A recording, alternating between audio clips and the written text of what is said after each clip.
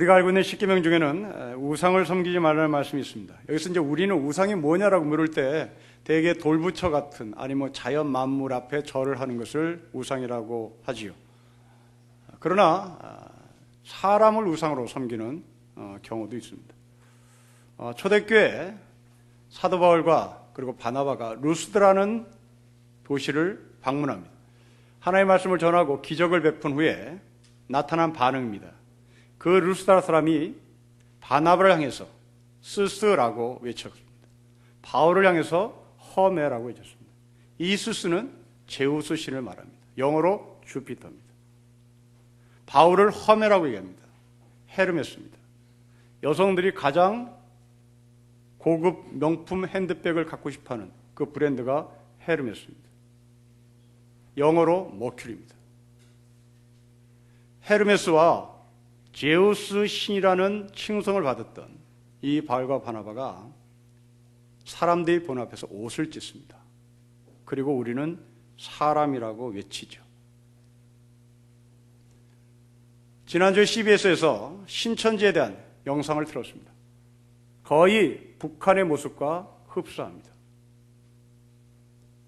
우리는 그 공동체 사람들은 하나님으로 섬기는 소위 우상으로 섬긴다고 표현하겠죠.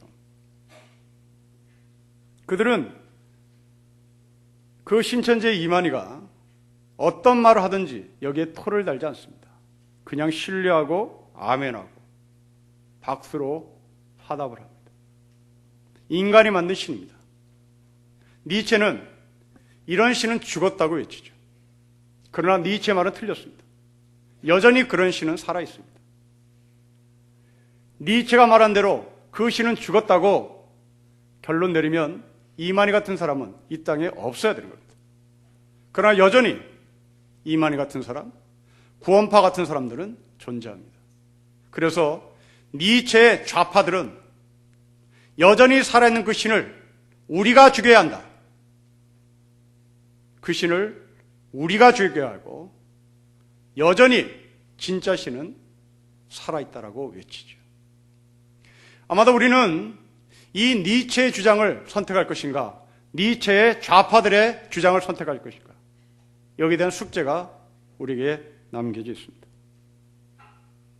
아마도 제 입장은 니체의 좌파에 서 있는 사람인 것 같습니다. 여전히 살아있는 신들, 바로 그들을 죽여야 하죠. 그들을 없애야 합니다. 초대교회에 이렇게 사람을 우상으로 섬기는 것을 경계했던 도시 하나가 있습니다. 바로 그 도시는 베레아라는 도시입니다.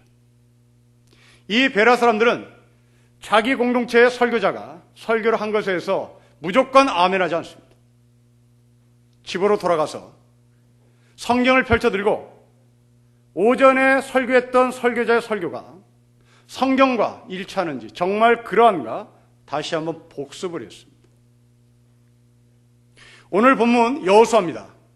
우리는 대단히 좋은 이미지를 갖고 있는 사람입니다.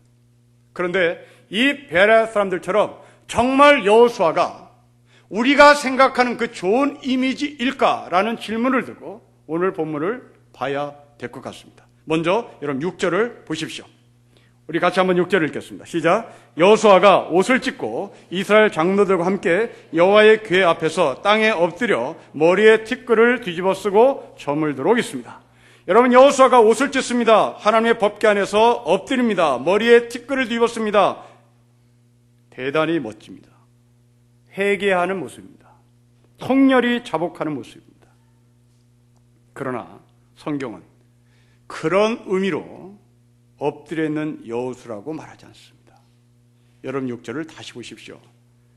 이 여호수아는 옷을 찢고 여호와의 궤 앞에서 머리에 티끌을 뒤집어 쓰고 엎어져 있었긴 합니다마는 아무것도 하지 않습니다.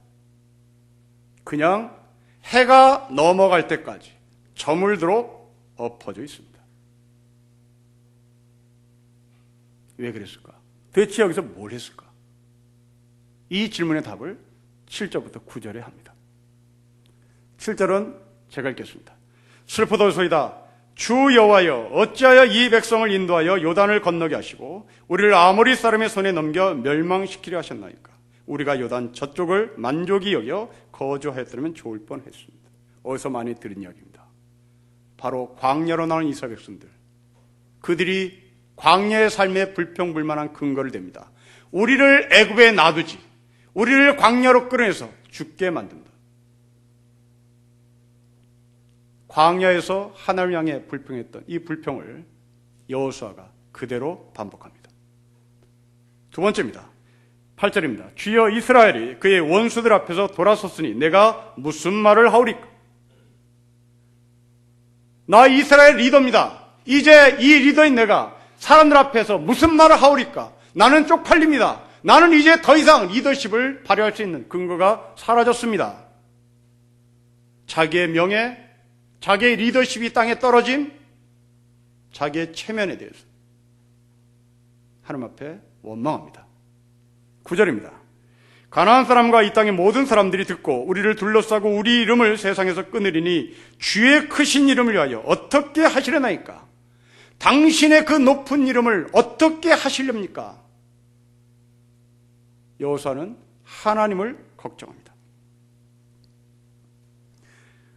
티끌을 뒤집어쓰고 해가 저물도록 엎드려져 있었던 이 여호수아는 내가 왜 전쟁에서 졌는지에 대한 원인을 분석하다가 급기야 화가 친 겁니다. 내 리더십 어디 갔습니까? 당신 어떻게 하시려고 그럽니까? 제대로 된 원인 분석이 안 돼 있었던 겁니다. 그러면 왜 성경은 그렇게 위대한 여호수아가 이런 행동을 했는지, 그 이유가 뭘까가 궁금해집니다. 여러분, 그 이유는 이렇습니다. 여호수아 1장 1절을 보십시오.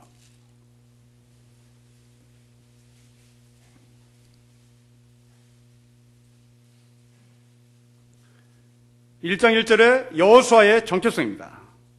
여호와의 종 모세가 죽은 후에 여호와께서 모세의 수종자 눈의 아들 여호수아에게 말씀합니다. 여호와의 종 모세에 반해서 여호수아는 아직 모세의 종입니다.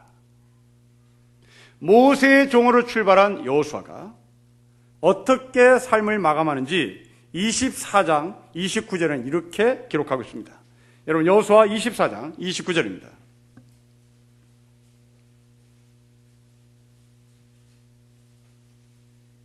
같이 읽겠습니다. 시작. 이 일 후에 여호와의 종 눈의 아들 여호수아가 110세에 죽습니다.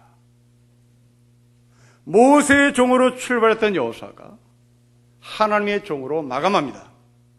그 과정 가운데 여호수아는 지금 7장에 머물고 있습니다. 아직 여호수아의 전반부입니다. 여호수아 전반부를 다루고 있는 우리에게 있어서 당연히 여호수아는 부족할 수밖에 없었고 하나님의 종에 가기에는 아직 역부족이었습니다. 우리는 성경을 이런 시각으로 봐야 우리가 알고 있는 신앙의 위인들을 신으로 섬기거나 그들을 위대하게 보는 것을 막을 수가 있습니다. 인간을 연구하는 한 학자가 사람 아직도 멀었다는 제목의 책을 냈습니다. 사람 아직도 멀었다는 이 책에서 이 저자는 자기의 친구 이야기를 한번 합니다. 자기가 젊었을 때 자기 친지 중에 한 사람이 대학을 다니는데 그 대학 옆에 절이 하나 있었답니다. 그 절에 폐결을 앓고 있는 여성이 유양차 그 절에서 살고 있었습니다. 이 친구는 절에 구경 갔다가 그 여자와 눈이 맞았습니다. 살림을 차렸습니다. 사내아이를 출생시켰습니다. 이 사람은 대학을 졸업하고 한 고등학교에 교사로 발령을 받았습니다. 그런데 그 학교에 가서 동료 여교사와 또 눈이 맞았습니다. 자신의 아내를 쫓아내고 이 여자와 결혼하기 위해서 별 수단을 다 썼습니다. 얼마 뒤에 이 친구는 자기 아내에게 이혼장을 편지로 보내면서 도장을 찍어서 보내라고 요구합니다. 아내가 거부합니다. 그러자 이 친구는 몰래 동료 여교사와 결혼을 합니다. 우리 여기까지 들으면 잡놈이라고 생각이죠. 그런데 앞권은 그 다음입니다.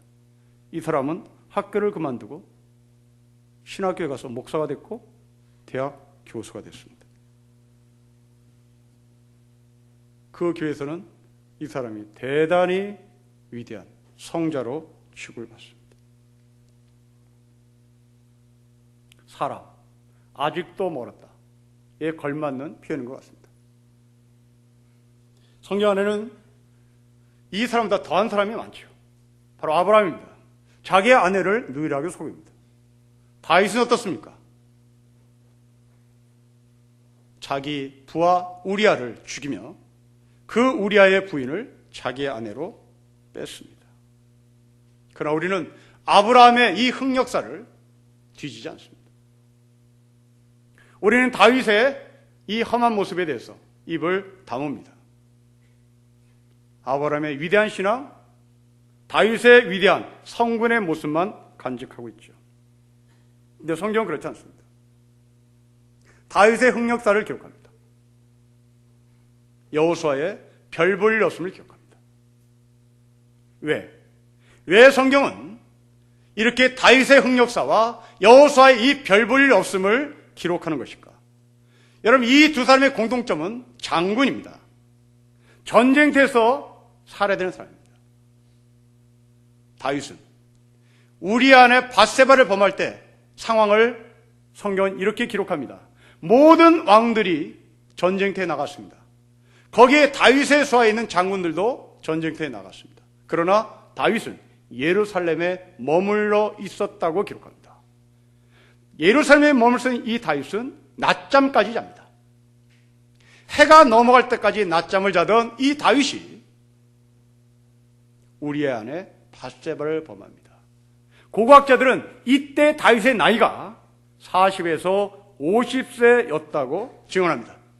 다시 말하면 다윗은 40세에서 50세 될 때까지 이 사람은 전쟁터에서 잔뼈가 굵은 사람이고 젊음을 바친 사람이고 열정을 바쳐서 그 전쟁을 승리로 이끌었습니다. 이제 40이 되자 이 다윗은 내가 이 정도면 됐지, 이 정도면 내가 호사를 누릴만 하지, 이 정도 나는 해냈으면 낮잠을 잘만 하지, 이 정도 했으면 나는 전쟁터에 나가지 않아도 되겠지라고 생각했겠죠. 여호수아는 여리고 성에서의 전쟁을 한 번 이기고 나서 아이 성에서 대판 이후입니다. 이 정도쯤이야. 아이 성은 껌이었습니다. 손바닥만한 소규모의 성이었습니다. 이 정도쯤이야. 바로 그때 다윗은 무너졌고 바로 그때 여호수아는 무너진 겁니다. 여러분, 우리 한국 사회에서 남자들 40에서 50세 무지막지하게 무너집니다. 왜 30대 무너지지 않고 40대에서 50대 사이에 마약하고 바람을 피고 도박하고 왜 이렇게 무너질까요? 그렇습니다. 우리 한국 사회에서 40에서 50이면 이쯤 하면 됐다입니다. 40 전까지는 내 자식 책임지기 위하여 정신없습니다. 내 가정 책임지기 위하여 아침부터 저녁까지 뛰어야 합니다. 그러나 40세가 되면 연봉이 올라갑니다. 시간의 여유가 있습니다. 이쯤 하면 됐지. 그때 넘어지는 겁니다. 마약을 하고 바람을 피고 도박을 하는 겁니다.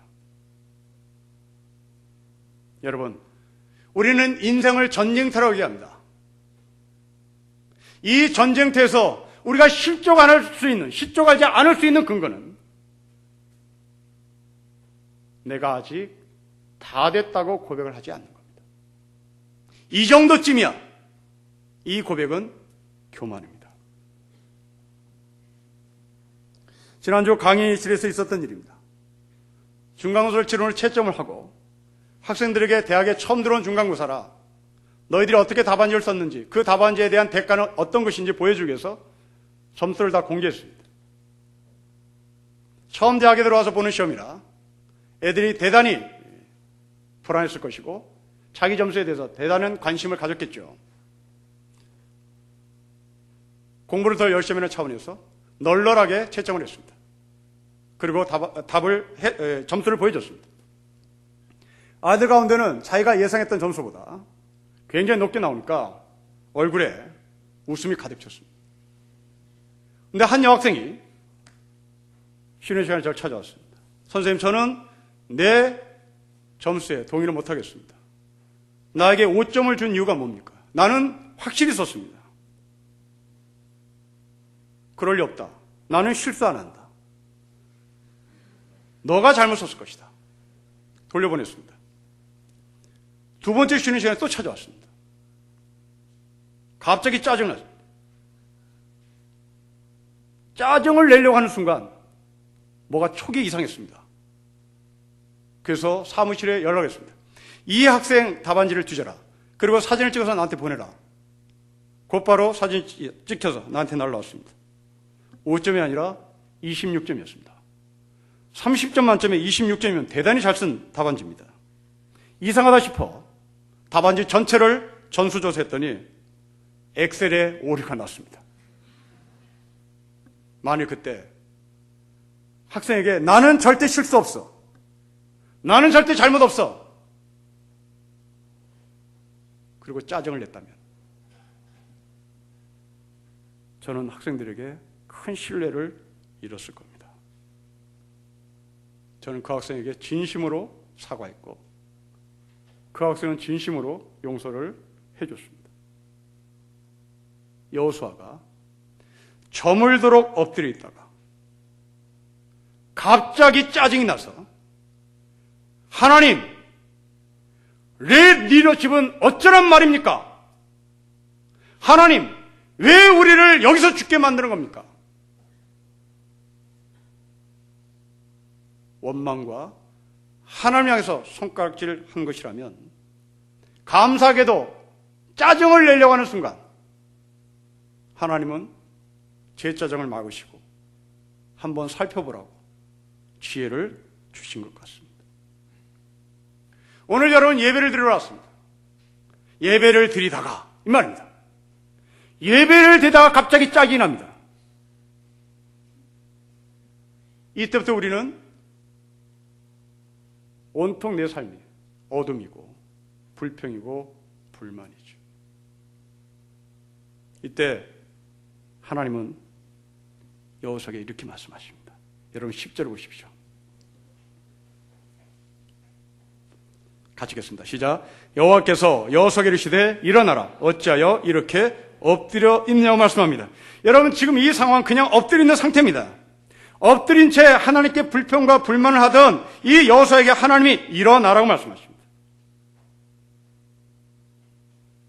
훗날 이와 똑같은 하나님의 음성을 들었던 사람이 엘리야입니다. 이세벨이라고 하는 아합의 부인이 엘리야를 죽이라고 명령합니다. 엘리야는 도망갑니다. 산속 깊숙이 들어갑니다. 동굴로 들어갑니다. 너무너무 사는 게 고달프고 자기가 인정받지 못하자 자살의 단계까지 갑니다.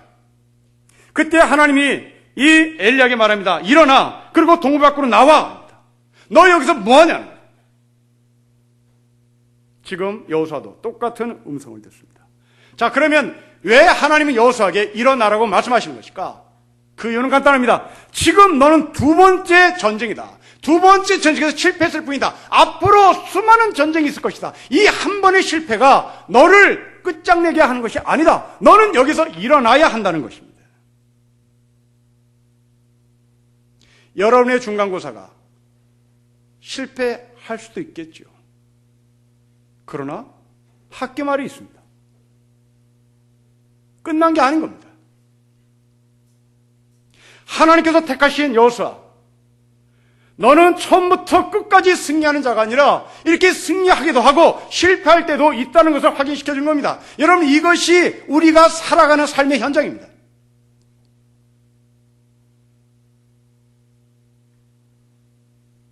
영국의 유명한 목사님이 신학생들을 입학시키는데 불합격 기준을 제시합니다.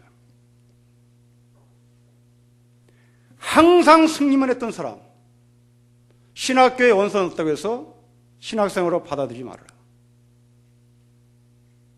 두 번째, 날마다 실패해서 하나님은 나를 목사로 만들기 위하여 내 인생을 이렇게 실패하게 만들었어요 라고 간증하는 사람, 절대 신학교 들여버리지 마라.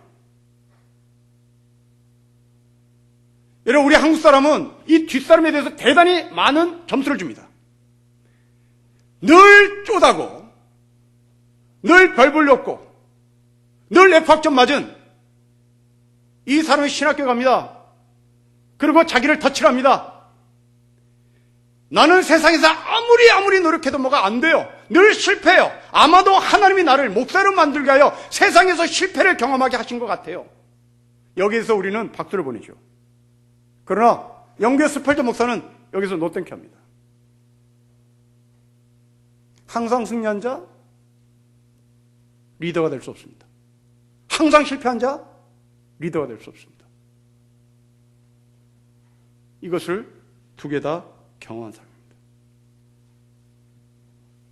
내가 너를 택했으니, 여호사야, 내가 너를 택했으니, 그리고 너는 이제 하나님의 종의 훈련소에 들어온 이상 너가 실패를 하든 네가 성공을 하든 상관없이 나는 기필코 너를 하나님의 종의 자리까지 가게 하겠다는 하나님의 의지가 일어나라는 말씀 속에 담겨져 있습니다.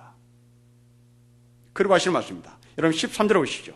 너는 일어나서 백성을 거룩하게 하여 이르기를 너희는 내일을 위하여 스스로 거룩하게 하는 겁니다. 엎드려진 것은 엎드려져서 자기가 연민의 생각을 그리고 분노를 그리고 자기의 과거를 생각하는 이 여호수아에게 너는 일어나 내일을 준비하는 겁니다. 이게 하나님께서 여호수아에게 주신 말씀입니다. 여호수아는 엎드려서 분석만 하고 있습니다. 내가 왜 실패했는지 그 분석도 제대로 해내지 못하고 있습니다. 거기에 잡혔습니다. 당장 내일 어떻게 할 것인지에 대한 생각을 여호수아는 못하고 있습니다. 마이너 리그라는 소설책이 있습니다. 이 책은 1958년생들을 주제로 쓴 소설입니다. 통계청에서 나온 통계에 의하면 1958년 개띠들은 한국 사회에서 주류에 속한 사람이 없답니다. 제가 58년입니다. 항상 패배만, 항상 뒤치다거리만, 항상 어두운 경험만 들고 있는 세대가 저희 세대입니다. 저희 선배들은 산업화의 전진기지로 중동을 다니며 세계를 누빈 사람들입니다. 우리는 그 뒤를 후발대로 따라가 구조정에서 아웃된 사람입니다. 우리 후배들은 386 세대들입니다. 민주화를 승리로 이끌었던 경험 있는 자입니다. 우리는 늘 의다 터졌고 늘 고문당하고 죽었으나 승리를 못 해봤습니다. 아마도 여호수아는 이 한 번 실패가 58년 개떼들이 갖고 있는 나는 안 되나 봐, 우리는 안 되나 봐, 그리고 포기를 했던 것 같습니다.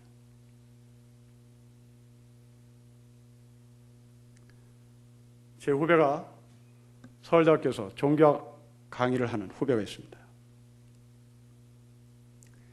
유학을 갔는데 되지도 않는 영어 가지고 공부를 하려니 너무너무 힘들고, 그래서 자기가 존경하는 선생님을 찾아갔답니다. 교수가 하는 질문입니다.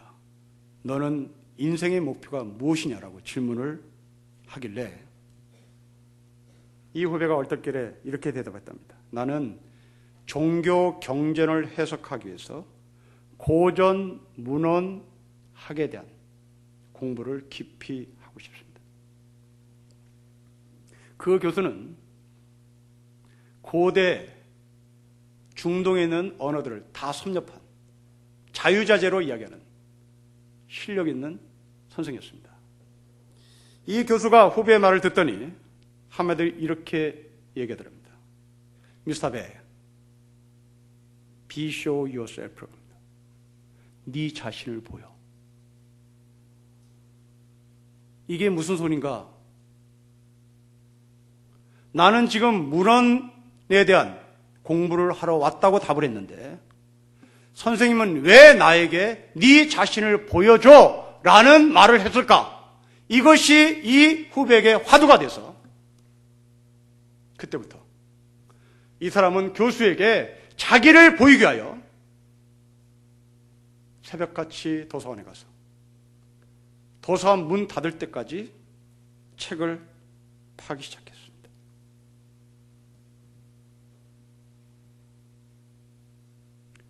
여러분, 내가 아침에 일찍 일어난다는 것은 목표가 설정되어 있다는 말입니다. 아침에 천정을 보고 뒹굴대는 사람은 목표가 설정되지 않은 사람입니다. 네 자신을 보여줘 라는 말 속에는 네가 게으른 사람인지 네가 성실한 사람인지를 보여봐 합니다. 여호수아에 보십시오. 이 일어나라는 하나님의 말씀을 듣고 16절에 아침 일찍이 일어납니다. 자기는 지금까지 아이성이나 여리고성이나 전쟁에 대한 참된 목표가 무엇인지, 참된 의미가 무엇인지 모르고 그냥 한 겁니다. 승리했을 때는 교만이고 실패했을 때는 무너짐입니다. 이때 하나님이 여호수아에게 일어나, 그 교수가 네 자신을 보여 라는 이 말 속에는 삶의 목표가 분명해진 것을 말씀하는 거죠.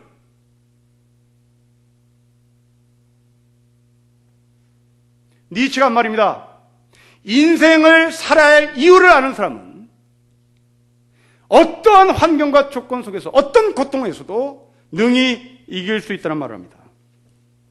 여러분, 이 니체의 멋진 말은 니체가 한 말이 아니라 예수님의 말씀을 각색했을 뿐이죠. 여러분, 예수님은 나를 따라오거든 너 자신을 부인하고 오라고 얘기합니다.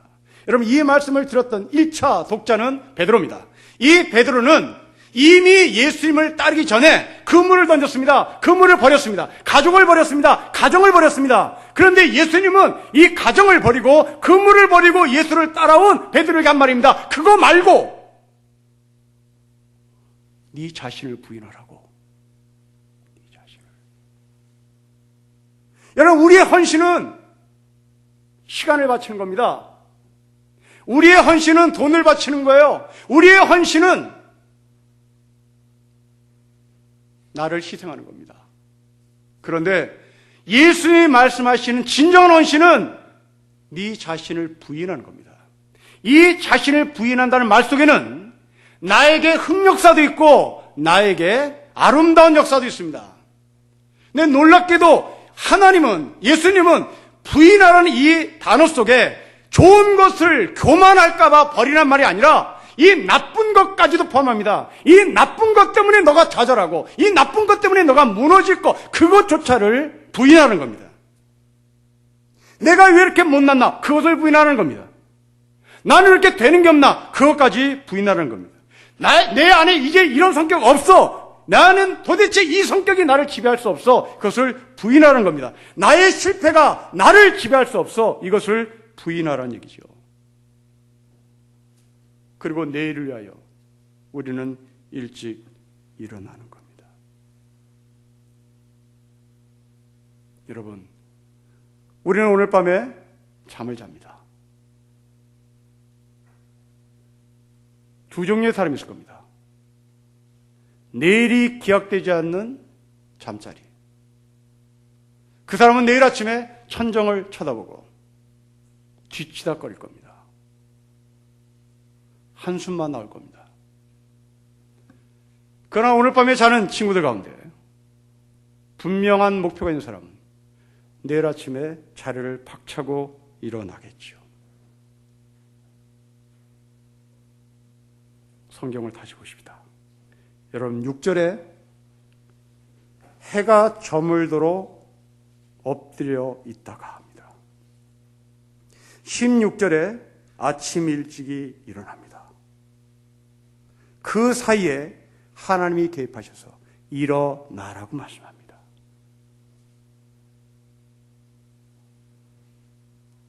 하나님이 개입하셔서 앞이 캄캄했던 여호수아가 일어나는 결과를 가진 겁니다. 수술 환자를 보십시오. 수술 환자가 실력 있는 의사를 통해서 수술을 받기 위해서는 먼저 마취를 해야 합니다. 잠을 자야 합니다.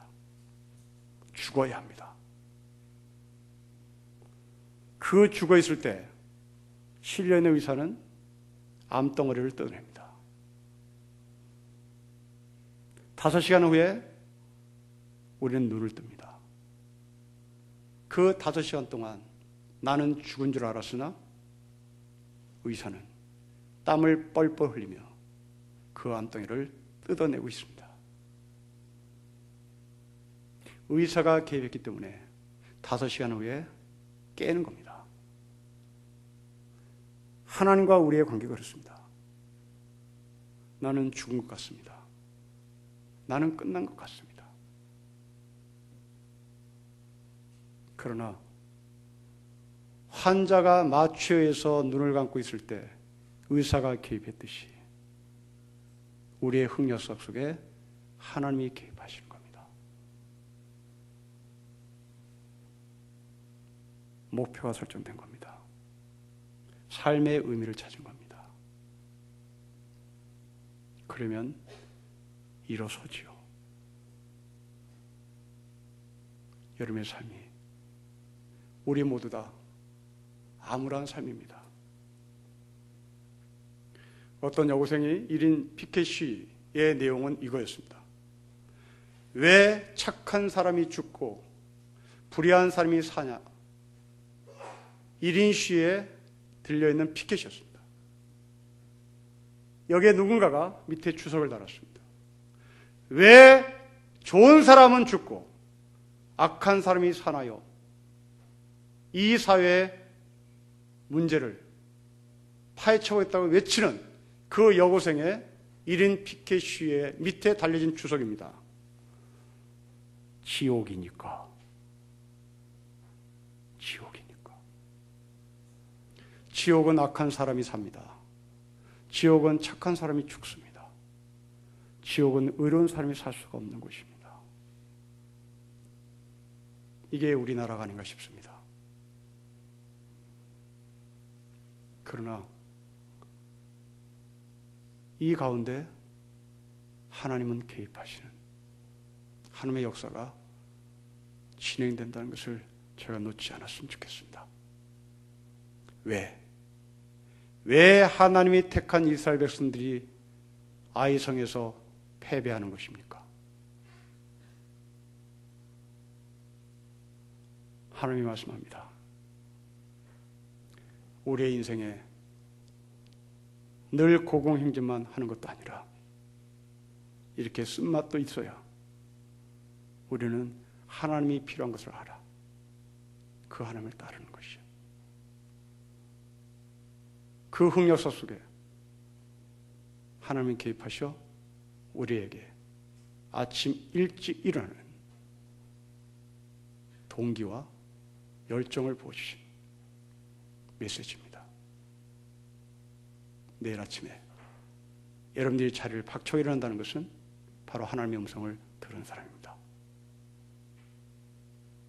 천정을 보고 멀뚱거리며 한숨을 쉬는 자가 아니라 그럼에도 불구하고 우리는 박차고 일어나 모세의 종에서 하나님의 종에 가는 여정을 다시 한번 해나갈 수 있기를 주의 이름으로 축복합니다. 기도하겠습니다. 하나님 아버지, 땅에 엎드려져 고민하는 우리에게 하나님이 이렇게 세워주셔서 삶의 방향을 정해주시고 삶의 목적을 정해주시고 삶의 의미를 정해주셔서 감사합니다. 내일 아침 우리가 멀뚱멀뚱 천정만 쳐다보는 자가 아니라 박차고 일어선 목표가 분명하며 삶의 의미를 되찾고 하나님의 종이 되기까지 우리가 끊임없이 이 믿음의 길을 여정을 감당할 수 있도록 축복하여 주십시오. 주 예수 그리스도의 이름으로 기도합니다. 아멘.